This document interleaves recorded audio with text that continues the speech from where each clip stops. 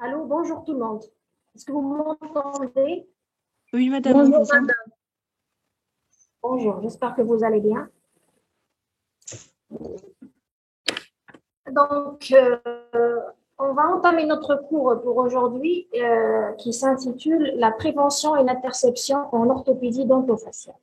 Donc, c'est un cours très intéressant du fait que il englobe tout ce qui est thérapeutique précoce.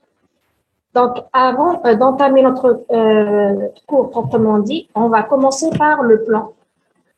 Donc, on va commencer par une introduction, quelques définitions essentiellement pour la prévention et l'interception. Lorsqu'on parle de traitement en ODF, c'est essentiellement des rappels sur la croissance et l'intérêt de la croissance, les mécanismes d'installation des anomalies orthodontiques ou bien orthodontico-gnatiques, le moment optimum pour entamer un traitement, et on va essayer d'étudier en deux chapitres les deux sortes d'orthodontie, à savoir l'orthodontie préventive et l'orthodontie interceptive.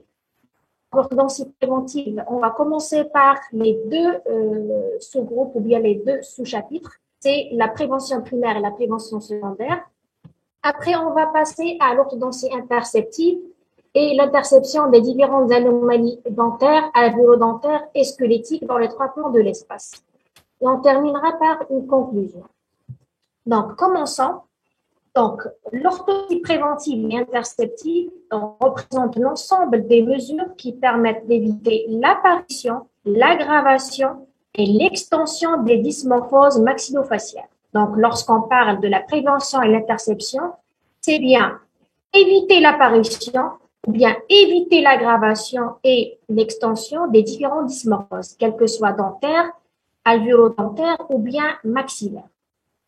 Elle s'adresse à des sujets sains au début de leur vie et constitue une philosophie indiscutable permettant de diminuer le prix de revient et la durée et la complexité des traitements. Donc, lorsqu'on parle de la prévention et l'interception, c'est lorsqu'on s'adresse à des sujets sains. Donc, elle intéresse uniquement les sujets sains au début de leur vie. Donc, les adultes sont exclus de la prévention et de l'interception. Donc, ici, l'intervalle d'âge va être limité.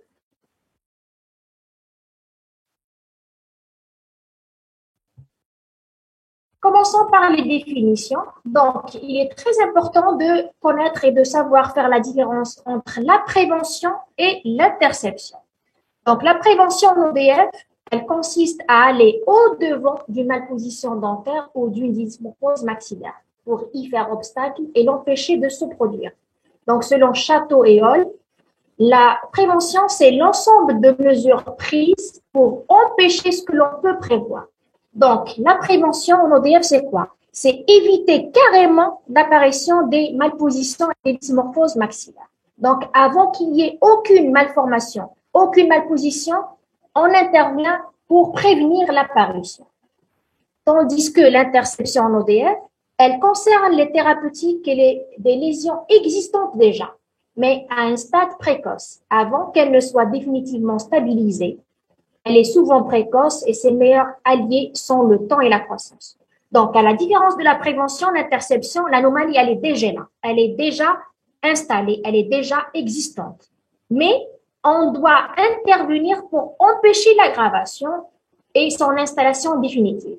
Donc, la prévention, c'est éviter l'apparition carrément de l'anomalie et des malpositions, alors que l'interception, l'anomalie, elle est déjà là, elle existe, mais on intervient pour éviter son aggravation et son installation définitive. Donc, est-ce que déjà vous arrivez à faire la différence entre prévention et interception? Oui, madame. Donc, il est indispensable de passer par la croissance, car tout traitement orthodontique doit prendre en considération le stade de croissance du patient pour le localiser et pour savoir quel type de traitement on doit entreprendre. Donc, vous avez la croissance de l'étage moyen de la face. Donc, pour l'étage moyen de la face, c'est essentiellement le maxillaire supérieur avec les os de la face, comme vous savez tous que vous avez le crâne. Le crâne, il est composé de la base du crâne plus la voûte. Vous avez l'étage facial moyen, qui est le maxillaire avec le malaire, avec l'inguis, avec les os propres du nez, avec quelques petits os de l'ethmoïde, etc. Et vous avez la mandibule qui constitue l'étage facial inférieur. Donc, pour la croissance de l'étage moyen de la face, vous avez deux sortes de croissance. Vous avez la croissance suturale et la croissance remodelante. La croissance suturale, elle est essentiellement basée sur l'action des syndesmoses. Donc, c'est les sutures membraneuses. Donc, le maxillaire, c'est un os exceptionnellement et exclusivement de nature membraneuse. Donc, les sutures qui existent au niveau du maxillaire sont exclusivement des syndesmoses. Et en plus de l'action de ces sutures, vous avez la croissance remodelante par apposition et résorption osseuse qui aboutit essentiellement au niveau de l'étage moyen de la face à la formation des différents sinus, tels que le sinus maxillaire, et à l'augmentation de la taille des orbites. C'est essentiellement le rôle de la croissance remodelante au niveau de l'étage moyen de la face. Tandis que la croissance de la mandibule, donc la mandibule, c'est un os d'origine combinée, c'est-à-dire il est un os enchondral et un os membraneux à la fois. Mais il faut savoir que la croissance suturale, elle est très limitée. Elle se produit essentiellement au cours de la première année de la vie postnatale, c'est-à-dire avant un an, on a uniquement la suture ou bien la synchondrose intermentonnière qui agit. Une fois elle est fermée, la croissance mandibulaire en général, elle sera guidée par la croissance condylienne. Donc le condyle, c'est le moteur et le générateur de la croissance générale de la mandibule. Et le deuxième type, c'est la croissance remodelante toujours, où vous avez les phénomènes d'apposition et de résorption qui vont aboutir à l'augmentation de la taille de la mandibule dans les trois plans de l'espace, dans le sens vertical, l'allongement, dans le sens sagittal et dans le sens transversal, épaississement. Passons à la croissance des processus alvéolaires. Donc, au fur et à mesure qu'il va y avoir la croissance, les deux bases maxillaires vont s'entendre un petit peu. Ça va? Oui, maintenant ça va. D'accord. Donc, pour la croissance des processus alvéolaires, donc je vous ai dit que les processus alvéolaires vont jouer le rôle d'un joint qui va relier les deux bases maxillaires, le maxillaire et la mandibule, afin d'essayer de garder des rapports constants dans les trois plans de l'espace. Donc, les processus alvéolaires, leur croissance, elle est guidée tellement par les phénomènes de résorption et d'apposition osseuse, conjointement au phénomène de la dentition et au changement du mode alimentaire de notre patient. Est-ce que c'est compris pour la croissance? Oui, madame. C'est bon? Très bien. Donc, passons maintenant au mécanisme d'installation des anomalies orthodontiques. Donc, en OVF, lorsqu'on parle d'une anomalie, déjà la première des choses, il faut déterminer son étiologie.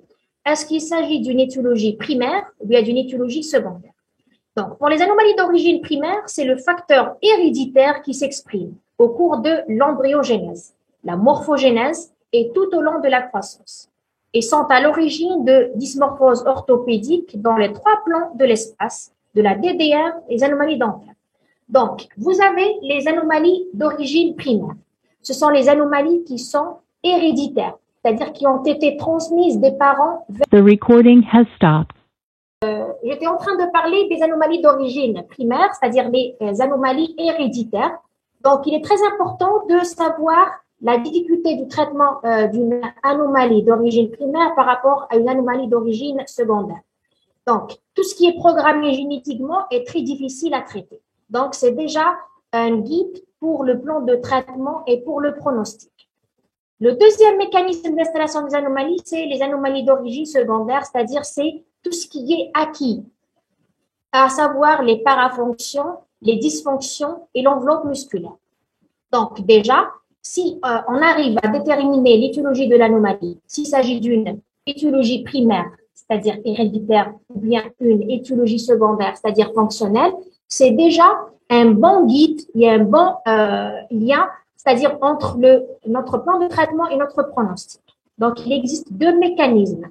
Le mécanisme d'origine primaire héréditaire et le mécanisme d'installation secondaire qui est d'origine fonctionnelle, à savoir les dysfonctions et parafonctions. Donc, une fois le stade de croissance il est déterminé à partir des différents moyens que vous connaissez, par exemple la radio du poignet de la main, Donc, il est très important de déterminer l'âge osseux de notre patient. Donc, une fois on a obtenu l'âge osseux de notre patient, on pourra le localiser sur la courbe de croissance de Bjork. Et une fois il est localisé sur la courbe de Bjork, quand vous voyez, chaque âge osseux, ou bien chaque stade de croissance a une thérapeutique bien propre à lui. Par exemple, de la naissance jusqu'à l'âge de 2 ans et demi jusqu'à 3 ans, c'est-à-dire la période infantile, c'est la période adéquate pour les traitements préventifs. De 3 ans jusqu'au minimum prépubertaire, c'est les traitements interceptifs. Pendant le pic de croissance, vous avez généralement avant, légèrement avant, ou bien légèrement après, c'est les traitements orthopédiques, ainsi que les traitements multi-attaches et les moyens de contention différents. Une fois la croissance est terminée, il n'y aura plus les possibilités de traitement orthodontique ou bien orthopédique. Ça va être uniquement les traitements chirurgicaux. Donc, il est très important de localiser le patient sur la courbe de croissance pour prendre la bonne décision thérapeutique. Est-ce que c'est compris ou non? Oui, docteur. Donc, on va commencer par l'orthodontie préventive. Donc, il faut savoir que cette branche comporte 2 types de prévention. Vous avez la prévention primaire et la prévention secondaire.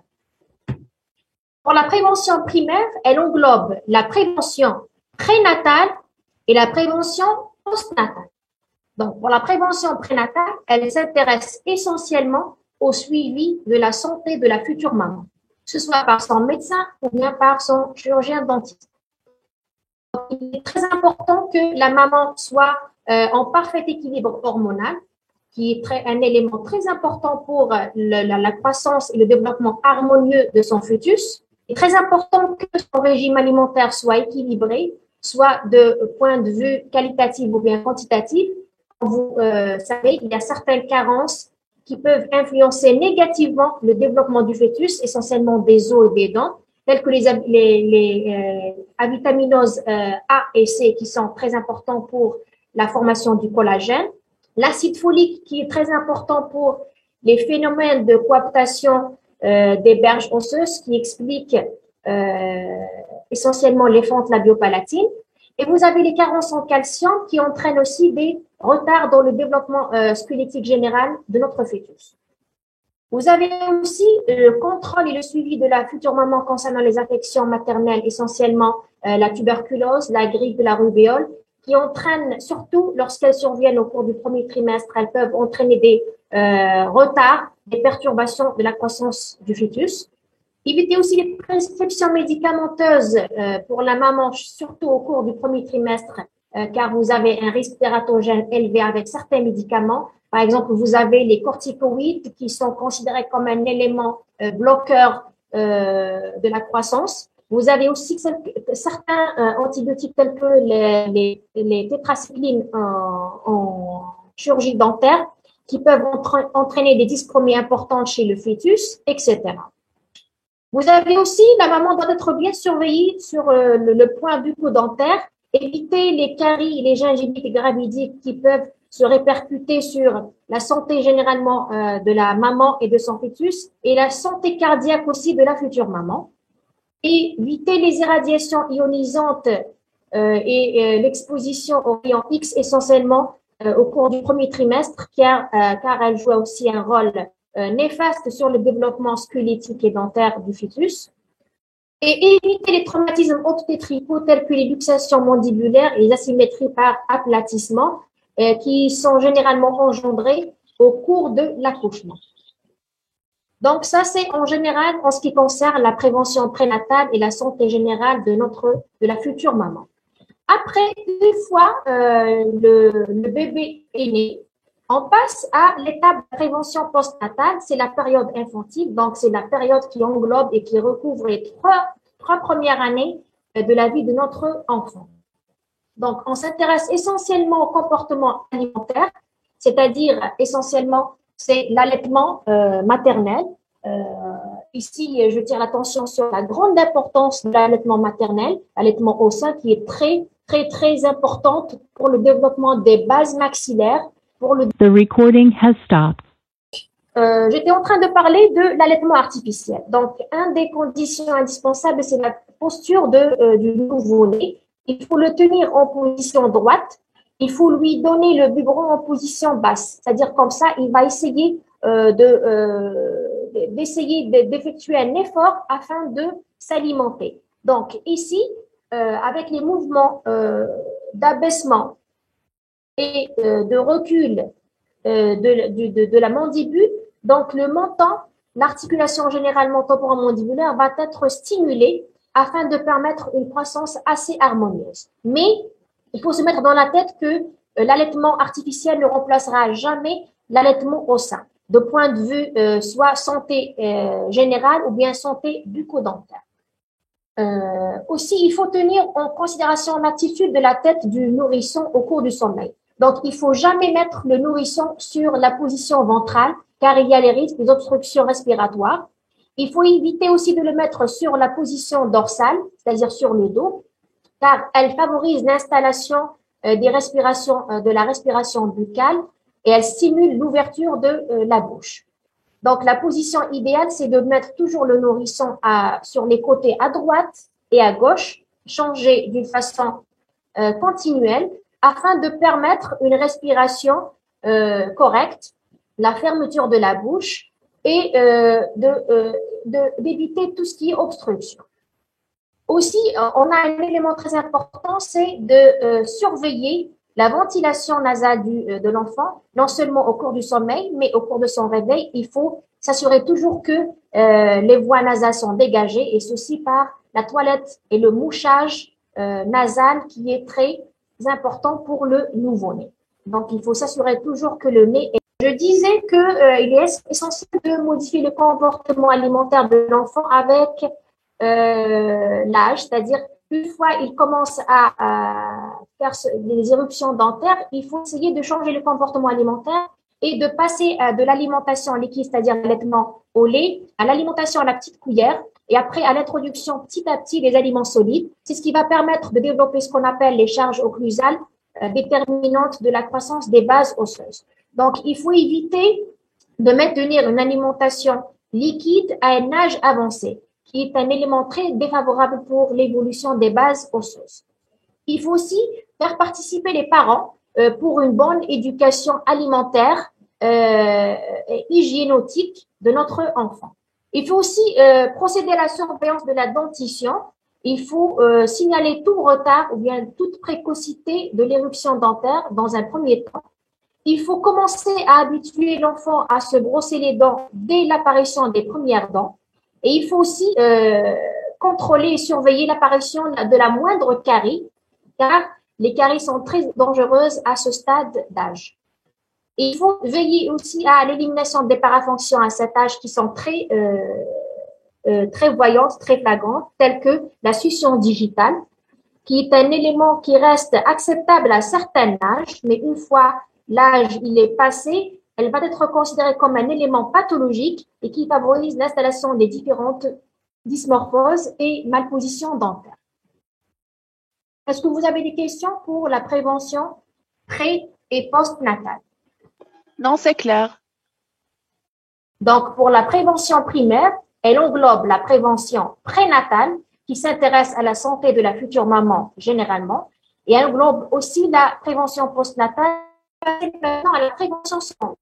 La prévention secondaire, elle s'étend de 3 ans jusqu'au minimum prépubertaire, c'est-à-dire avant le pic de croissance. Généralement, chez les filles, c'est entre 10 ans et 11 ans, et pour les garçons, c'est entre 13 ans et 14 ans.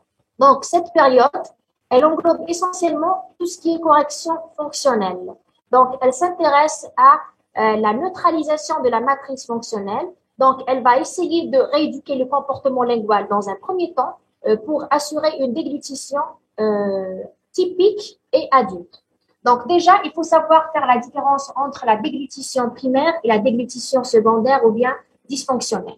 Donc, après l'apparition des dents, essentiellement les incisifs centrales, supérieures et inférieures et dents de 6 ans, on ne doit plus parler d'une déglutition infantile. Donc, c'est systématiquement le passage à la déglutition adulte. Donc, pour savoir l'existence d'une déglutition dysfonctionnelle, vous avez certains signes. Par exemple, au niveau exobuccal, vous avez le stomion forcé et vous avez la contracture musculaire orolabiale. Au niveau endobuccal, vous avez soit l'interposition linguale, qui peut être antérieure, postérieure, latérale ou bien générale, et vous avez la désocclusion des arcades dentaires. Alors que dans le cas normal et dans le cas d'une déglutition qui est adulte et fonctionnelle, vous devez avoir un stomion qui est non forcé, une passivité musculaire globale au niveau orofacial, ça c'est au niveau externe. Au niveau interne, vous devez avoir les arcades en position d'intercuspidation maximale, c'est-à-dire aucune interposition linguale, et vous devez avoir la pointe de la langue au niveau des papilles rétro-incisives. Toute autre chose que ces signes vont signaler la présence d'une déglutition dysfonctionnelle. On a aussi un élément très important, c'est les dysfonctionnements respiratoires. Donc, la respiration nasale, elle est seule considérée comme physiologique. La participation de la bouche, elle est considérée comme un élément pathologique hors effort physique. C'est-à-dire que si l'enfant n'effectue pas un effort physique, mais il continue à respirer par la bouche, ceci est un signe pathologique. Donc, il faut essayer toujours à s'assurer que l'enfant ne respire pas par la bouche, et ceci soit en essayant d'examiner la face. Il y a certains signes qui nous guident sur la respiration buccale, tels que l'absence du stomion, ou bien la présence d'un stomion forcé, tel que le rétrécissement des narines, tel que le faciès qui est pâle, tel que la présence des cernes, tel qu'encore l'hypodéveloppement des bases maxillaires, essentiellement les bases supérieures, tel que l'existence des béances, etc. Et dans certains cas, on aura recours à demander l'aide de l'ORL afin de déterminer le site de l'obstruction. Est-ce qu'il se situe au niveau nasal, au niveau des voies aériennes moyennes ou bien des voies aériennes basses? Donc, il est très important de s'assurer que l'enfant présente une respiration ou bien une ventilation orale. Donc, pour permettre une rééducation de la déglutition de l'aspiration ainsi que de la mastication, ceci peut être réalisé soit sans appareillage par les différents exercices de rééducation, soit encore par l'aide de certains appareillages tels que, comme vous voyez ici, les gouttières fonctionnelles, qui est un élément très important pour la rééducation du comportement lingual et la suppression de l'effet néfaste de la mutilation orofaciale. Vous avez aussi les différentes méthodes d'exercice pour la tonification des lèvres, surtout en absence du stomion, ou encore dans le cas où vous avez une lèvre supérieure qui est courte. Il faut s'assurer aussi que du dégagement fonctionnel de la langue, c'est-à-dire essentiellement, si vous avez un frein lingual qui est court, il faut procéder à la frénectomie. Vous savez tous que la langue, elle est considérée comme un élément moteur de la croissance orofaciale. Le fait que vous avez un frein qui est court, donc cela va favoriser une position basse de la langue. Donc, cette position basse va entraîner soit l'interposition, qui est génératrice. Donc, je disais que le but de cette période de la prévention secondaire, c'est la neutralisation de la matrice fonctionnelle, donc d'éliminer toutes les dysfonctions, essentiellement les dysfonctionnements linguaux, de supprimer les parafonctions et de tonifier l'enveloppe musculaire. Donc, est-ce que vous avez des questions pour la prévention secondaire? Donc, ça, c'est en ce qui concerne tout ce qui est dysfonction et parafonction. Un autre volet très important au cours de cette période, c'est la prévention des facteurs dentaires. C'est essentiellement la prévention de la survenue des caries dentaires, qui est un élément très néfaste qui survient chez l'enfant. Donc, il est très important de maintenir les consultations périodiques chez le dentiste dès l'âge de 3 ans, c'est-à-dire dès l'âge de l'installation de l'apparition de l'ensemble des dents de lait. Il est très important de prévenir la survenue des caries par les applications fluoriques, les applications topiques du fluor, ou bien encore l'application du vernis protecteur. Il est très important de procéder aux obturations des caries, essentiellement les caries proximales qui sont un facteur générateur des pertes d'ancrage et de la perte de la dérive mésiale. Donc, il faut entretenir des contrôles périodiques très rapprochés chez le dentiste. éviter les extractions à tout prix à cet âge.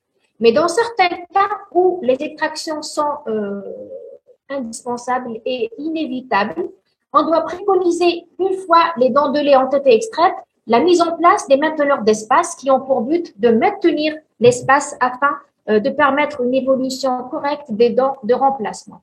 Parmi les dispositifs utilisés pour maintenir l'espace, vous avez ce qu'on appelle les mainteneurs d'espace qui peuvent être fixés ou amovibles, unilatéral ou bilatéral.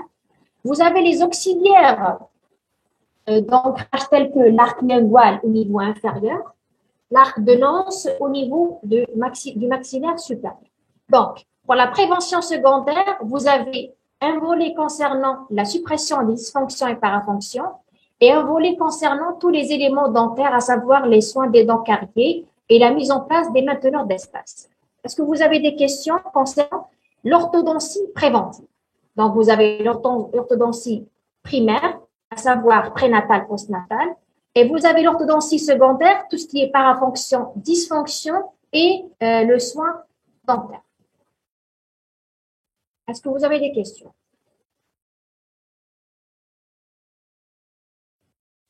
Madame, Vous avez Madame, une question?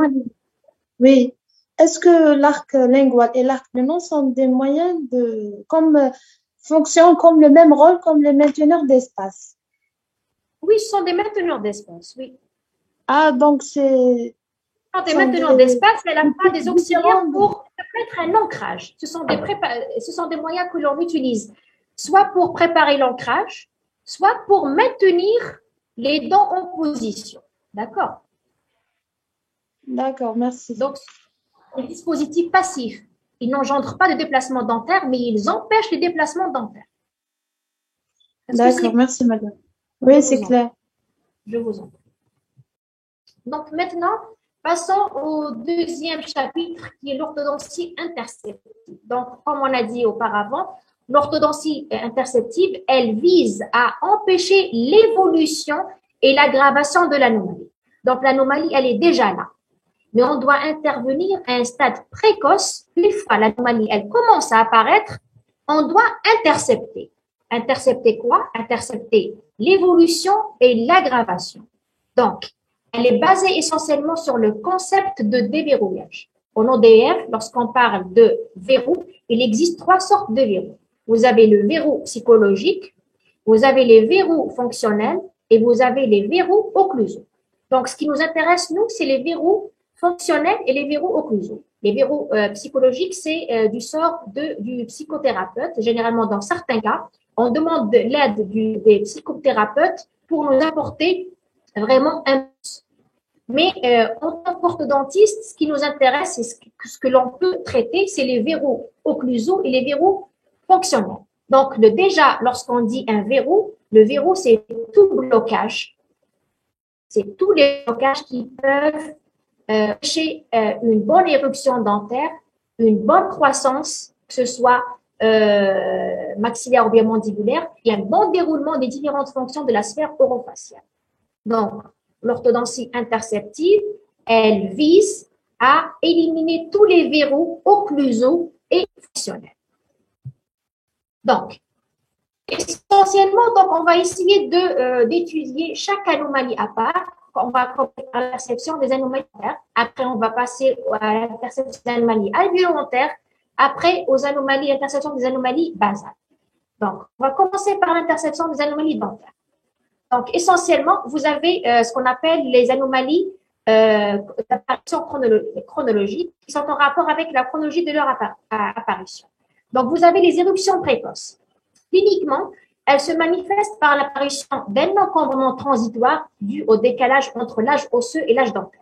Donc, si vous avez une précocité dentaire, c'est-à-dire que vous avez des dents qui apparaissent avant l'âge normal de leur éruption, vous avez toujours ce qu'on appelle les DDM de transition. Pourquoi? Parce que vous avez toujours un âge dentaire qui est en avance par rapport à l'âge osseux. C'est-à-dire que vous avez des dents qui sont déjà là, mais vous avez des bases osseuses qui sont petites. Donc, ceci s'explique cliniquement par l'apparition des DDM transitoires. Donc, l'attitude thérapeutique ici consiste à faire un bon diagnostic et à faire les extractions des dents temporaires d'une façon symétrique et à placer des mainteneurs d'espace. Ici, on va essayer de rattraper le décalage entre l'âge osseux et l'âge dentaire. Est-ce que c'est compris pour les éruptions précoces? Contrairement aux éruptions précoces, vous avez les éruptions tardives, c'est-à-dire que vous avez un retard de l'éruption dentaire. Donc, ce retard peut être dû à des causes locales, telles que la présence d'un obstacle local, tel que les kystes péricoronaires, tels que les odontomes, tels que les dents surnuméraires, la persistance des dents de lait. Ce sont tous des causes locales. Comme elles peuvent être dues à des causes générales, généralement c'est les déséquilibres hormonaux et les déficiences en calcium. Donc ici, dans le cas où vous avez des éruptions tardives, c'est l'inverse. Vous avez un âge osseux qui est plus avancé par rapport à l'âge dentaire.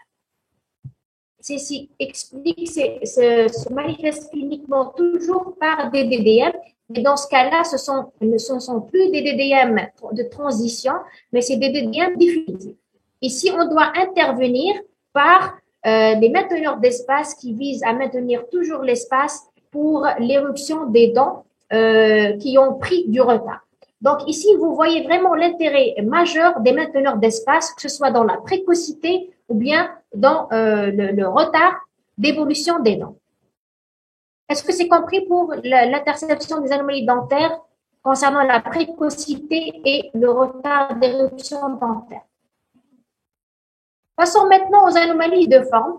C'est essentiellement des anomalies qui surviennent au cours de l'embryogénèse, c'est-à-dire au cours de la vie prénatale. C'est ce qu'on appelle essentiellement les dents géminées. C'est lorsque vous avez la fusion de deux dents. Les mélanodonties qui sont en rapport avec les amélogénèses imparfaites. Les dyschromies dentaires qui sont en rapport en grande partie avec les prises médicamenteuses et le risque tératogène. Vous avez les dysplasies dentaires, que ce soit au niveau du sément, au niveau de l'émail, au niveau de la dentine. Vous avez les intoxications fluoriques, surtout au cours de l'embryogénèse toujours. Vous avez la dent de Hutchinson, c'est-à-dire que ce sont des dents surnuméraires ayant des malformations bien précises. Et vous avez l'apparition des tubercules accessoires. L'indication d'extraction et leur thérapeutique de choix. Donc, on doit, dans ce cas-là, procéder à l'extraction des dents surnuméraires en malformation. Et le but essentiel de ces traitements, c'est les buts esthétiques qui sera plus tardif. Donc, on essaie toujours de retarder les prises en charge jusqu'à l'évolution de l'ensemble des dents de lait, des dents permanentes, pardon, et de procéder à soit des extractions, soit des opérations de camouflage, c'est-à-dire les coiffages et la plastie dentaire afin d'assurer un esthétique qui reste acceptable. Ça, c'est en ce qui est les anomalies de forme. Pour les anomalies de nombre, vous avez soit les anomalies par défaut, c'est les agénisies. Lorsqu'on parle d'agénésie, c'est l'absence carrément du germe dentaire. Donc, les agénésies peuvent être traitées ou bien interceptées de deux moyens. Soit on maintient les dents temporaires sur l'arcade comme moyen ou comme mainteneur d'espace et on procède ultérieurement à des restaurations prothétiques, ou bien on extrait les dents temporaires, on essaie de fermer les diastèmes par la migration des dents voisines, et ici c'est la thérapeutique multi-attache qui intervient. Donc, vous avez soit on ouvre l'espace et on restaure prothétiquement les dents absentes, ou bien on ferme l'espace des dents en agénésie, et ceci par dispositif multi-attache. Donc, ici, la décision thérapeutique va prendre en considération plusieurs facteurs tels que la dent en cause, tels que le degré de croissance, le degré de motivation du patient, etc. Donc, ceci va être bien détaillé dans le cours concernant le traitement des agénésies dentaires que vous avez déjà eu, je pense, en 4e année, c'est ça. Est-ce que vous avez des questions pour le traitement des agénésies? L'interception, pardon. Donc, soit par l'extraction et l'ouverture d'espace, soit par le remplacement prothétique. Est-ce que vous avez des questions? Non, madame, c'est clair. Très bien. Donc, contrairement aux anomalies par défaut, vous avez les anomalies par excès de nombre. C'est-à-dire que vous avez des dents déjà sur l'arcade. En plus, vous avez des dents qui sont surnuméraires, c'est-à-dire qui sont en plus. Donc, la thérapeutique, essentiellement, elle consiste à l'extraction des germes de la dent surnuméraire. La correction des malpositions se fera par l'utilisation de la technique fixée qui va permettre un alignement dentaire. Donc, tous les cas où vous avez des dents, un excès de nombre, la thérapeutique décisive, c'est les extractions des germes des dents surnuméraires et procéder par la thérapeutique multi-attache et un bon alignement dentaire. Donc ici, vous n'avez pas vraiment un grand choix de la panoplie thérapeutique, mais vous avez directement l'extraction du germe de la dent surnuméraire et passer à la thérapeutique multi-attache.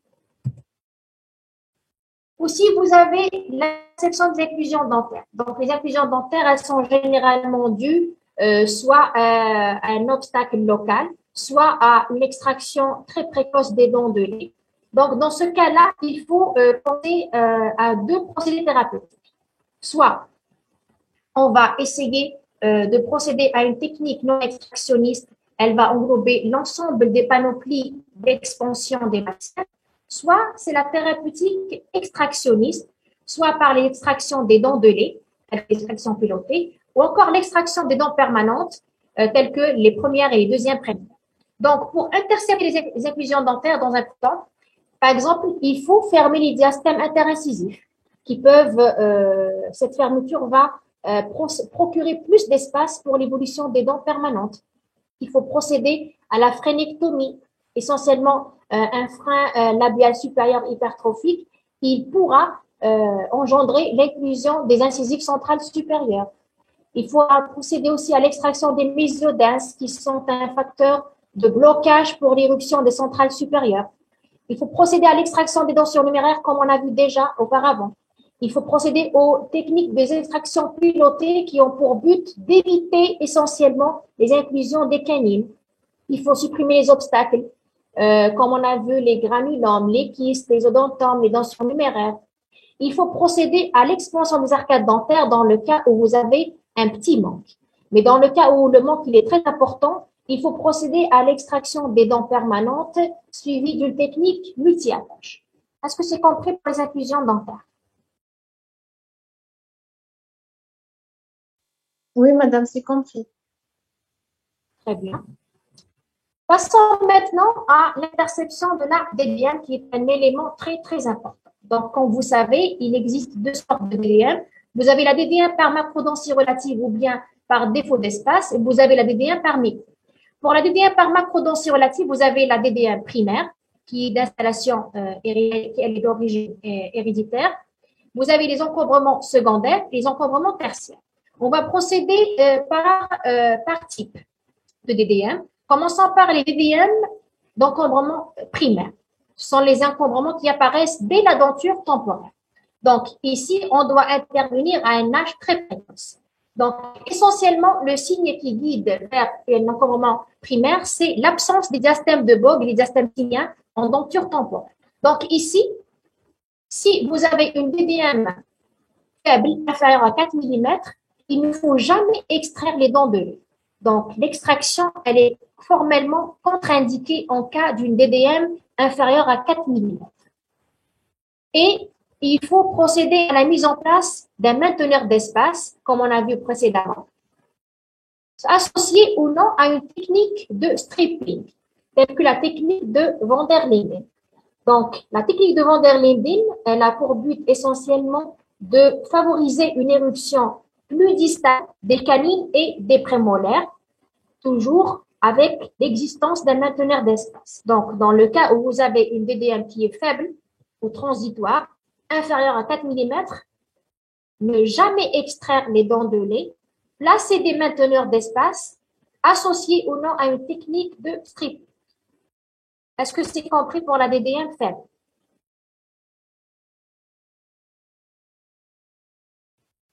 Oui, madame, c'est clair. Passons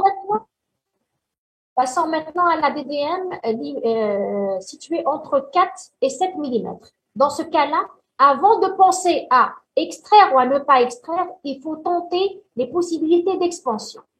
Donc, ici, il faut essayer d'augmenter et de récupérer le périmètre d'arcade. Donc, ici, plusieurs dispositifs peuvent être utilisés, soit ce qu'on appelle l'expansion passive, ce sont les moyens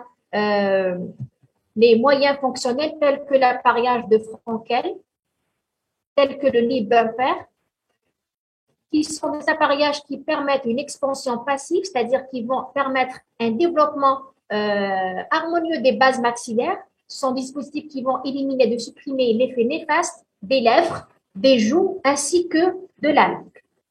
Ou encore, vous avez l'expansion mécanique, c'est-à-dire en utilisant des dispositifs tels que le Quadelix, Croza par exemple ici. C'est un appareillage qui peut avoir une action orthodontique et orthopédique dans les 3 plans de l'espace.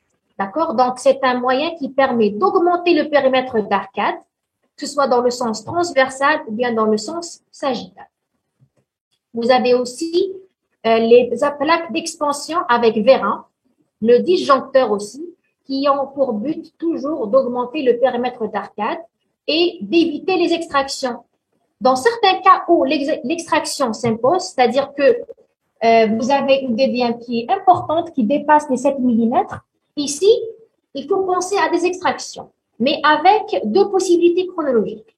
Soit de s'abstenir de traiter en denture mixte, de traiter en denture permanente par des extractions des dents permanentes, suivies d'une technique multi-attache, soit de commencer la thérapeutique en denture mixte par ce qu'on appelle les techniques des extractions pilotées. Donc, soit on temporise une fois on a la denture adulte, c'est-à-dire l'ensemble des incisives, canines, prémolaires et premières molaires sont sur l'arcade, on extrait les prémolaires, première ou bien deuxième en fonction de l'indication, et on procède à une technique multi-attache. Soit on commence précocement par les extractions. Très bien. Donc, parmi les indications des extractions pilotées, c'est vous devez avoir une classe 1 squelettique avec un encombrement important supérieur à 7 à 8 mm. Vous devez être en denture mixte. Vous devez avoir un surplomb et un recouvrement qui sont peu importants. Il faut avoir une typologie mésofaciale, c'est-à-dire une face moyenne ou bien une face longue. Il faut avoir un âge dentaire aux alentours de 8 ans.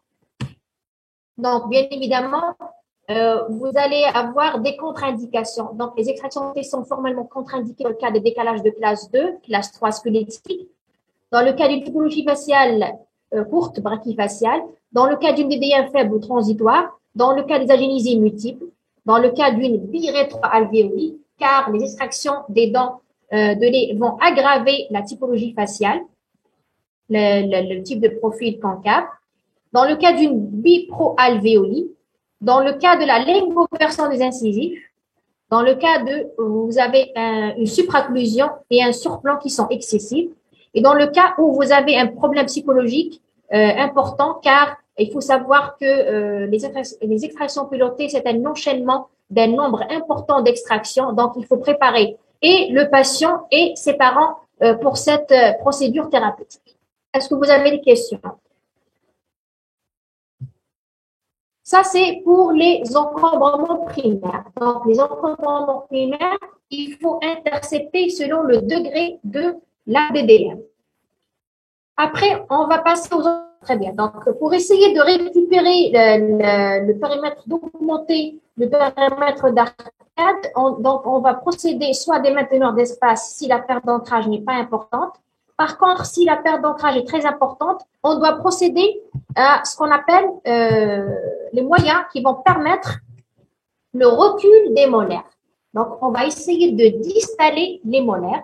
Parmi les dispositifs utilisés, vous avez le pendulant, par exemple. Vous avez les appareillages amovibles avec des ressorts et des vérins de distalisation. Et vous avez les barres transpalatines. Vous avez encore d'autres procédés tels que les mini-vis. Vous avez encore les FEB sur gouttière, sur bac. Vous avez les arcs de rétraction. Donc, vous avez pas mal de moyens qui vont vous permettre le recul et la distalisation des molaires afin d'augmenter le périmètre d'arcade.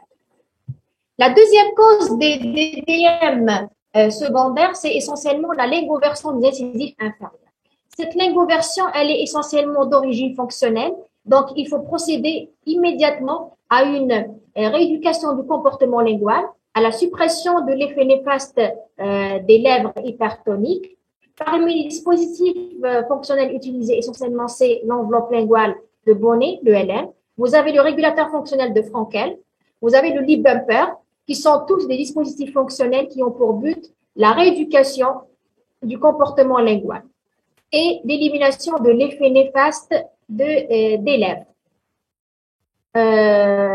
Aussi, vous avez ce qu'on appelle les arcs d'expansion en technique multi-attache, comme vous voyez sur la diapo. Ce sont des arcs qui vont essayer de vestibuloverser le bloc incisif. Donc, c'est une technique multi-attache. Vous allez la voir cette année, c'est dans la technique de Ricketts, qui vise à vestibuler uniquement le groupe incisif afin de corriger la lingoversion qui a causé cette DDM secondaire. Donc, pour la DDM secondaire, vous avez deux démarches, soit d'essayer de récupérer et d'augmenter le périmètre d'arcade par les mainteneurs d'espace ou bien la distalisation des molaires, ou encore de corriger la lingoversion des incisives essentiellement par des moyens fonctionnels ou encore par la thérapeutique multi-attache, par la vestibuloversion des incisifs lingoversés. Est-ce que vous avez des questions pour la DDM secondaire? Ça, c'est pour la DDM par macro. Pour la DDM par microdontie relative, donc en denture lactéale, il faut considérer les diastèmes comme un élément positif. Donc, l'existence des diastèmes en denture temporaire est un facteur de bonne santé dentaire ultérieure. Mais si les diastèmes dépassent généralement les 6 mm en denture lactéale, il faut penser qu'il va y avoir l'installation d'une DDM ultérieurement, mais cette fois-ci une DDM par microdontie, c'est-à-dire qu'il va y avoir un excès d'espace. Il va y avoir des diastèmes. En denture mixte, les diastèmes sont généralement rares, mais quand ils sont présents, il faut rechercher la cause de ces diastèmes. Est-ce qu'il s'agit d'une cause locale? Par exemple, si vous avez un frein hybride d'insertion basse, un frein lingual d'insertion haute au niveau inférieur, un frein labial supérieur d'insertion basse hypertrophiée. Ici, il faut tenter d'éliminer la cause locale. Par contre, il existe des formes de DDM par microdontie généralisées, c'est-à-dire que vous avez des DDM multiples au niveau de l'arcade. La cause, généralement, elle est due soit à une macrodontie, c'est-à-dire que vous avez une langue qui est hyper développée à l'intérieur de cavités qui sont hypodéveloppées. Donc, ici, il faut procéder à ce qu'on appelle la glossotomie, ou bien la glossectomie partielle, qui vise à réduire le volume de la langue. Ou encore, vous avez des dents qui présentent une taille qui est normale. Par contre, ce sont les bases maxillaires qui sont trop petites, qui signifie que vous avez un retard de développement. Ici, il faut intervenir par des moyens thérapeutiques orthopédiques dans les limites. Sinon, si la taille elle est très petite, il faut envisager une intervention chirurgicale après la fin de la croissance. Est-ce que c'est compris pour les DDM par microdontie? C'est Maintenant, passons à l'interception. Très bien. On va passer à l'interception des anomalies alvéolo-dentaires et squelettiques dans les trois plans de l'espace. On va commencer dans le sens sagittal pour l'interception des proalvéolis supérieurs avec diastème. Pour la proalvéolie supérieure, elle est généralement due à une langue hypertrophiée qui adopte une position haute. Parmi les moyens qui vont nous aider à corriger et à intercepter cette proalvéolie, vous avez les écrans buccaux de Hans, vous avez les grilles anti-pouce et anti-langue, soit soudées, soit sur plaques amovibles. Et vous avez, par exemple, les plaques amovibles avec la perle de Tuca, comme vous voyez ici, sur la diapo. Ici, c'est une plaque avec perle de Tuca. Ici, vous avez les écrans buccaux de Hans, qui ont pour but d'éliminer l'effet néfaste de la langue, de tonifier les lèvres à la fois. Vous avez ici l'enveloppe linguale nocturne de Bonnet, toujours qui joue un rôle très important pour la rééducation du comportement lingual et de maintenir la position linguale en position postérieure. Vous avez les grilles anti-pouce ou bien anti-longue, soit soudées, soit amovibles toujours. Donc, ce sont des dispositifs mécaniques qui aident toujours le comportement lingual. Toujours restant dans le sens sagittal, l'interception des malocclusions de la classe E squelettique, c'est-à-dire que vous avez un maxillaire supérieur qui est en avant par rapport à la mandibule, ou bien l'inverse, vous avez la mandibule qui est en retrait par rapport au maxillaire. Donc, pour intercepter cette malocclusion ou bien cette dysmorphose, il y a plusieurs panoplies en fonction de la responsabilité. Par exemple, vous avez les forces extra-orales si vous avez une classe 2 à responsabilité maxillaire. Vous avez les activateurs si vous avez une classe 2 à responsabilité mandibulaire. Quand vous pouvez avoir les activateurs associés aux forces extra-orales dans le cas où vous avez une classe 2 à responsabilité mixte. Vous avez le système DAC, le Distal Active Concept, dans le cas où vous avez une classe 2 à responsabilité mandibulaire associée à une DDM. Vous avez les bielles d'Herbest qui sont indiqués aussi dans le cas où vous avez une classe 2 à responsabilité mandibulaire. Comme vous voyez ici, vous avez les FEB sur gouttière, vous avez le monobloc ou bien l'activateur et vous avez activateur plus FEB. Ce sont les moyens qui peuvent intercepter l'installation des classes 2, que ce soit la responsabilité maxillaire, mandibulaire ou bien mixte. Passons maintenant aux classes 2 division 2, c'est-à-dire que vous avez un décalage des bases squelettiques associé à une palatoversion des incisives supérieures. Le principe pour traiter cette anomalie, c'est de corriger dans un premier temps la palatoversion des incisives. Après, on va procéder au traitement de la classe 2 comme une classe 2 division 1. Donc, on doit lever la palatoversion des incisives, soit par des arcs d'expansion maxillaire, soit par des dispositifs de rééducation linguale. Après, une fois on a corrigé la palatoversion des incisives, on pourra utiliser les dispositifs utilisés dans le même cas, c'est-à-dire dans le cas d'une classe 2 division 1. Donc, il faut traiter la palatoversion dans un premier temps.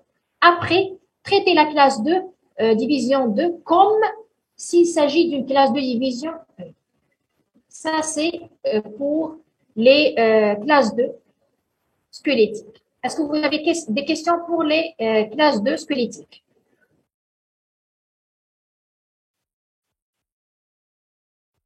Est-ce que vous avez des questions? C'est compris, madame. Donc, maintenant, on passe à l'intersection des articulés croisés antérieurs, c'est-à-dire les anomalies toujours du sens sagittal. Donc, pour les articulés croisés, elles sont généralement dues soit à une perte d'ancrage, c'est-à-dire que vous avez effectué des extractions très précoces pour les centrales supérieures, soit vous avez des causes fonctionnelles telles que la position linguale basse, un frein lingual qui est court, ou encore si vous avez des végétations hypertrophiées. Dans ce cas-là, il faut procéder toujours par un traitement étiologique. Donc, il faut ôter l'obstacle et le blocage. Pour cela, on pourra utiliser plusieurs dispositifs. Par exemple, vous pouvez utiliser des plaques palatines avec des vérins qui agissent dans le sens sagittal et dans le sens transversal. Vous pouvez utiliser aussi des plaques palatines avec des ressorts, avec des vestibulaires, etc. Vous pouvez utiliser des quadrilix Croza, comme on a vu précédemment, qui agissent dans le plan sagittal et transversal. Comme vous pouvez utiliser aussi d'autres dispositifs tels que les disjoncteurs, essentiellement. Pardon, c'est le masque de Döhler afin de permettre l'avancée du maxillaire supérieur.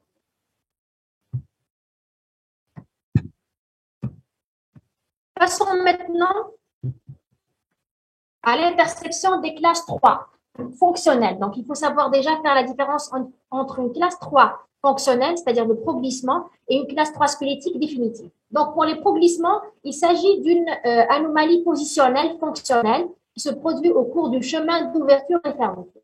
Donc, de point de vue téléradiographique, il n'y a aucune anomalie, que ce soit de position ou bien de taille pour la mandibule. Mais c'est une anomalie qui se produit essentiellement lors de l'ouverture et la fermeture. Elle est due essentiellement à un comportement lingual qui est perturbé et à l'existence de contacts prématurés. Donc, pour l'interception de ces progressements, on doit rééquilibrer l'articulé en procédant à ce qu'on appelle le meulage sélectif des dents temporaires selon la technique de Planas. Par exemple, sur la première diapo en haut, vous voyez un cas qui présentait des latérodéviations avec progressement mandibulaire. Lorsqu'on a commencé à procéder à des meulages sélectifs des canines, la mandibule a commencé à se recentrer et elle a occupé en fin de compte une position adéquate par rapport au maxillaire.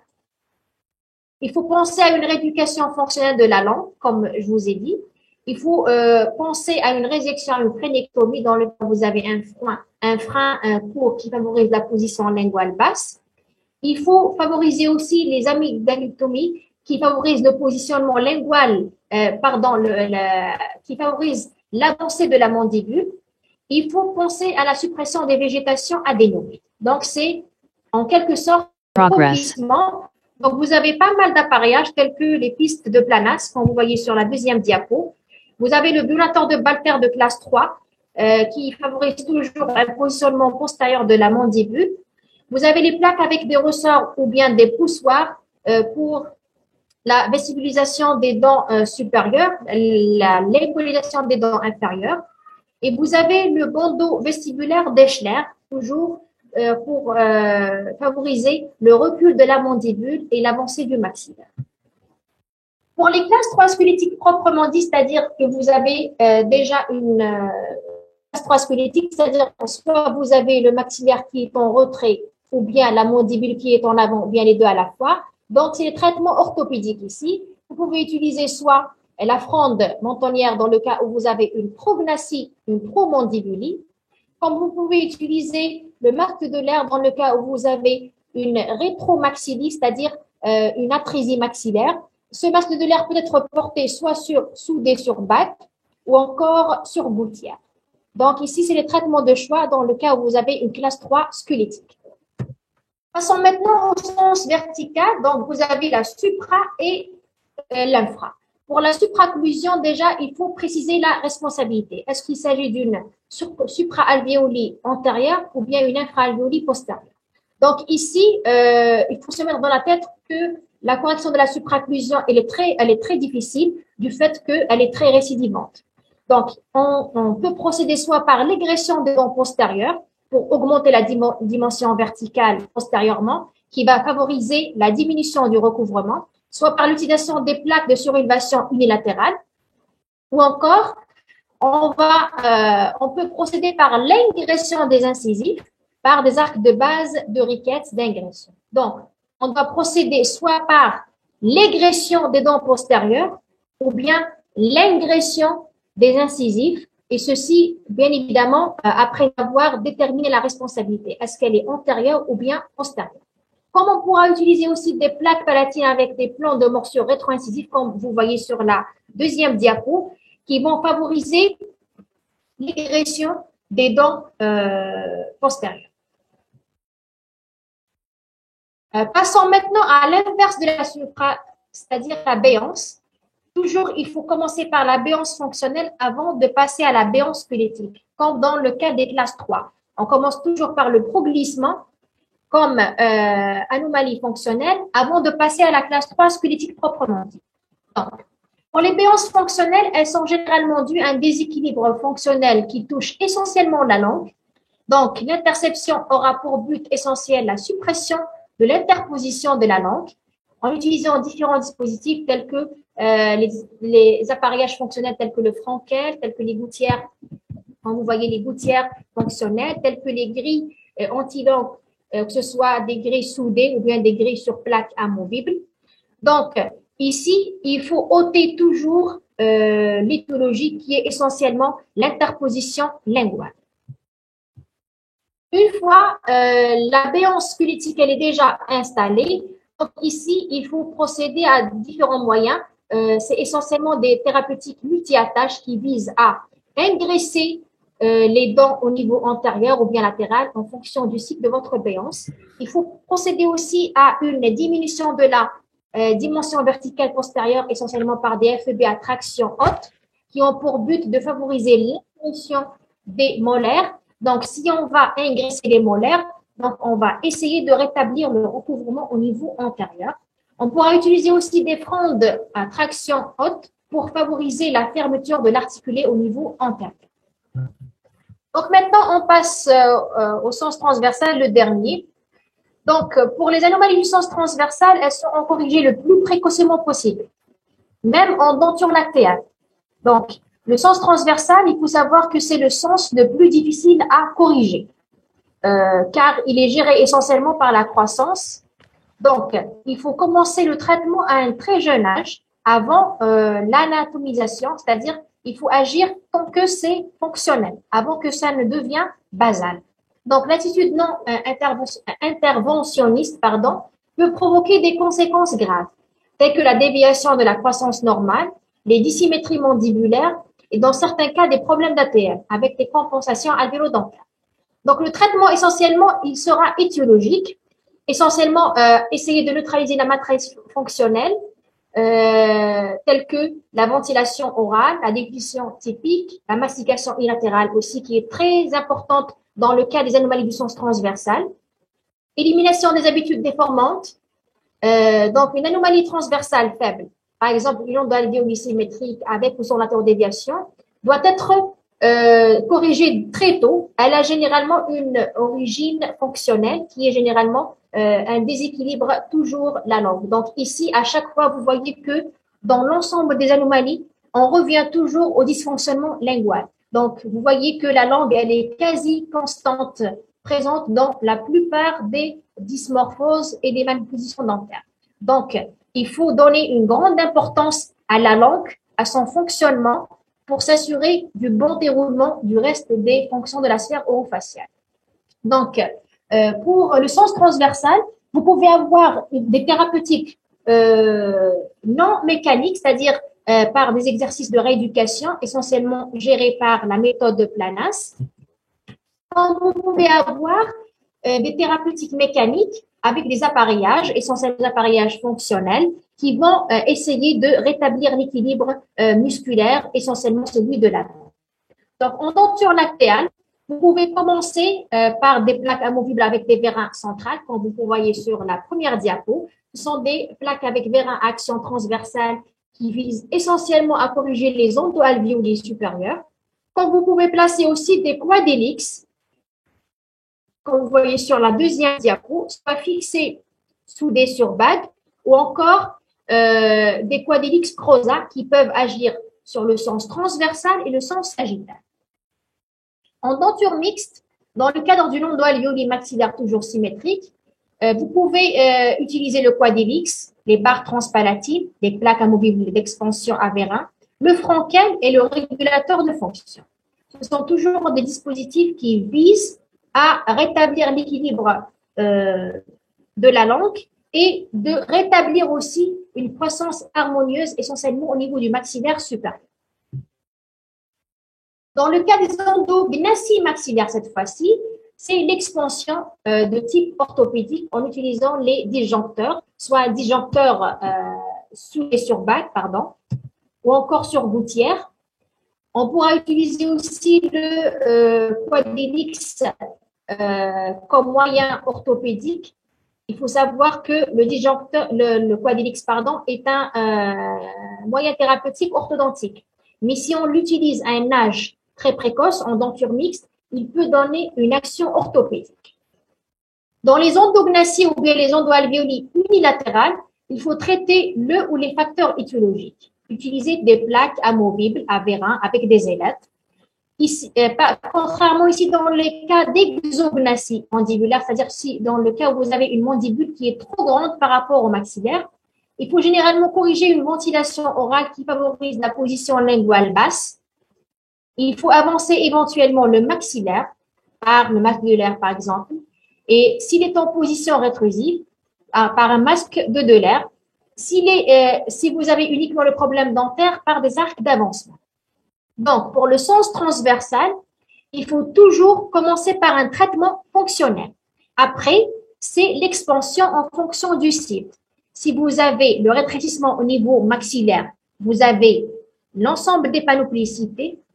Si le rétrécissement au niveau mandibulaire aussi, vous pouvez utiliser pas mal de dispositifs, mais il faut toujours se mettre dans la tête que l'expansion au niveau maxillaire, elle est beaucoup plus évidente que l'expansion au niveau de la mandibule. D'accord?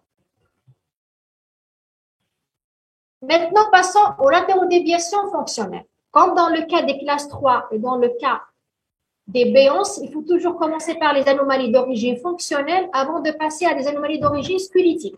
Donc, il faut toujours commencer par la suppression des contacts prématurés. Essentiellement, c'est au niveau de la canine lactéale. Donc, les latéraux-déviations fonctionnelles, généralement, dans la quasi-totalité des cas, c'est les contacts prématurés au niveau des canines qui causent cette latéraux-déviation fonctionnelle. Donc, le traitement étiologique consiste à supprimer les habitudes déformantes, à permettre une ventilation orale correcte, à rééduquer le comportement lingual, le meulage sélectif des canines de lait selon la technique de Planas et le reformage du maxillaire pour permettre le ressentage de la mandibule. C'est essentiellement par l'utilisation des disjoncteurs et des quadrillix. Ça, c'est dans le cas des latéraux-déviations fonctionnelles. Dernièrement, les latérognaties mandibulaires. Donc, pour le traitement interceptif, il est possible, si l'origine, elle est fonctionnelle, en utilisant des gouttières de repositionnement et de symétrisation. Donc, les latérognaties mandibulaires sont les dysmorphoses les plus difficiles à corriger du fait qu'elles touchent essentiellement la mandibule. Et la mandibule, elle est très difficile à corriger dans le sens transversal. Ce qu'on espère réaliser, c'est placer des gouttières de repositionnement et de symétrisation mandibulaire. Ces gouttières vont permettre le recentrage de la mandibule par rapport au maxillaire. Ça, c'est dans le cas où vous avez des latérognaties d'origine fonctionnelle, c'est-à-dire ils ont commencé par une latéraux-déviation fonctionnelle